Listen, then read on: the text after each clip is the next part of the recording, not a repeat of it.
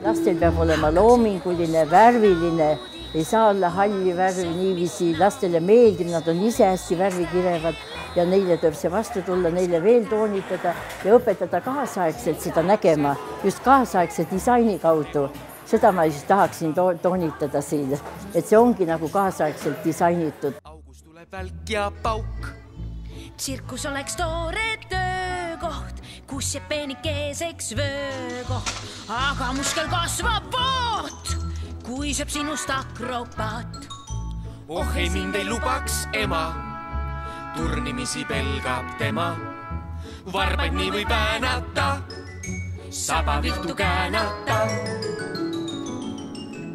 Mõnus oleks sõita merel, valge vahuriiba jäärel, olles kapten tüürimees, keda sadam ootaks ees.